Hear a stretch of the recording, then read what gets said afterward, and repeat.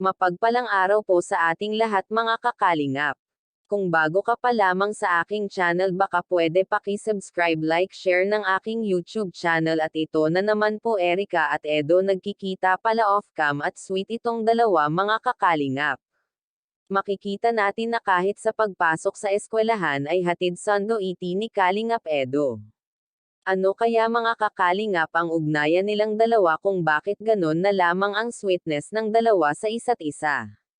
Samantalang kasakasama naman ni Kalingap Rab itong si Edo pag nagbablog.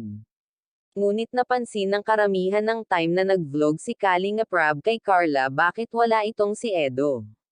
Ito na kaya ang dahilan bakit di siya kasama ni Kalingap, ang dahilan pinupuntahan niya si Erica para ihatid sundo sa eskwelahan.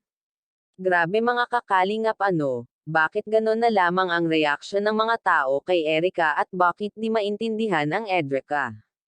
Ayaw na siguro nila sa harap ng camera, control sila sa harap ng camera kaya minabute nilang mag-off cam para may privacy sila mga kakalingap. Ngunit Edo, bakit kinakaliwa si Kalingap Rab kung ganon? Bakit di man lang nagsabi na gusto nila mag-off cam?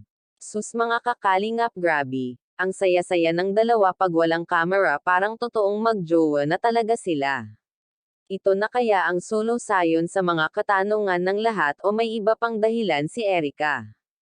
Kalingap Rab hanggang ngayon naghahanap pa rin ng sagot kung bakit siya umalia sa Kalingap and Gills, pero itong Erica nato tahimik o rin hanggang ngayon mga kakalingap.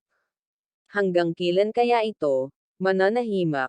Ika nga ng Karamira itong si Erica ay napakamahiyain kaya't pati ang pagpaliwanag kay Kalingap ay hindi magawa, o sadyang ini-ignore na lamang niya ang mangga ng babash sa kanya. Sabi nila pagkatapos perahan no Erica si Kalingap ay basta nalan amang nito iniwan sa eri ang Kalingap Ingils.